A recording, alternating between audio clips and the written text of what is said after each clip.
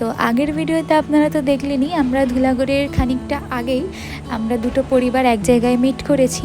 তো এখন আমাদের খাওয়া দাওয়া মোটামুটি শেষের দিকে, আর আমার বাবা ওদিকে কোথাও একটা গিয়েছিলো, তাই জন্য দৌড়ে দৌড়ে আসছে, কারণ কি এবারে আমাদের গাড়ি আবার ছেড়ে দেবে। আমরা আবার খানিকটা যাওয়ার পরে হয়তো কোথাও মিট করব। আমরা এখন যাচ্ছি পুরী।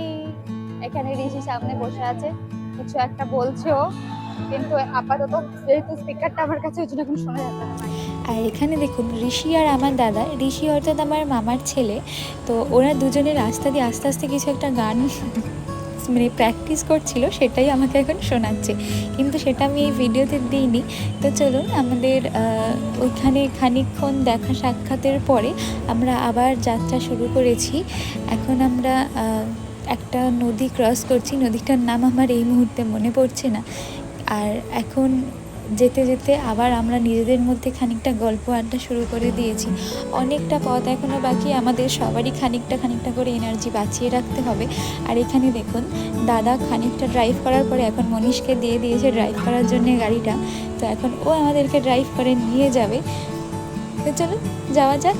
এখন আমরা খড়গপুর ক্রস করে একটা জায়গায় দাঁড়িয়েছি একটু রেস্ট নেওয়ার জন্যে। আর পুরো হাইওয়ের পাশে একটা খাবারের দোকান মানে আমরা খুঁজে পেয়েছি, যেখানে এখন সবাই মিলে একটু কিছু খেয়ে নেবে, হালকা কিছু খেয়ে নেবে। আমরা বেরিয়েছিলাম ভোর 4টের সময়, 4:30 সময়। তো তারপরে থেকে এখন অব্দি কিছু খাওয়া হয়নি, তার জন্য এখন আমরা দাঁড়িয়েছি কিছু একটু খেয়ে নেওয়ার জন্য। তো আমি খাবো না, কারণ কি আমার খাবার ইচ্ছা একেবারেই।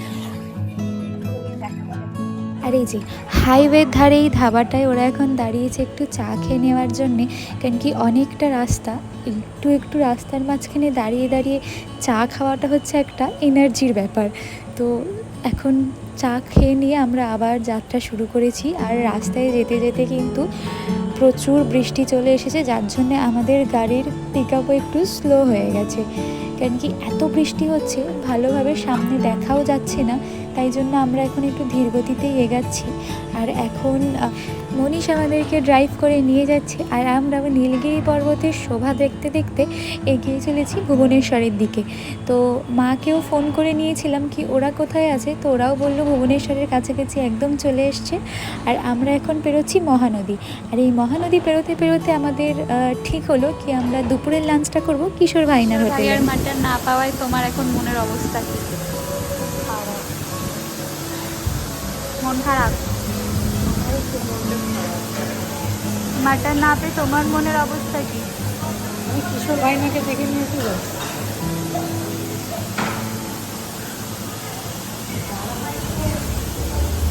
না, এখন বাবা ছেলে গল্প করতে ব্যস্ত আছে।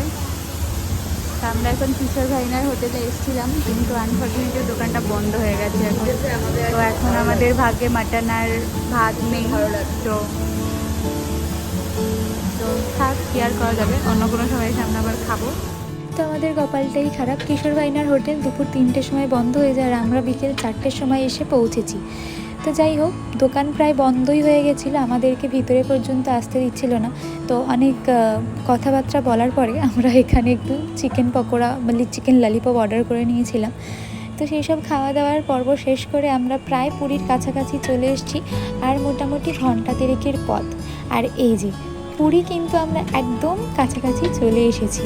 আর পুরীর যত কাছে আমরা চলে আসছি, ততই যেন মনের মধ্যে একটা উত্তেজনা শুরু হয়ে যাচ্ছে। আর এই যেই রাস্তাটা, এই রাস্তাটায় প্রত্যেকটা বাঙালি বোধহয় এই বাঁকটা থেকেই মনের মধ্যে একটা অদ্ভুত অনুভূতি কাজ করতে থাকে কি, তাই তো?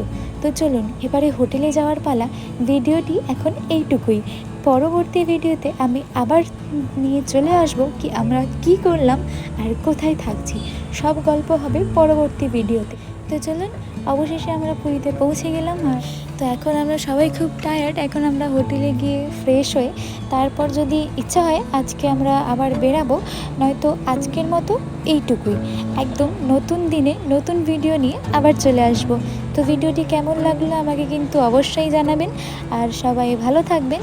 দেখা হবে পরের ভিডিওতে, সবাই ভালো থাকবেন, টাটা।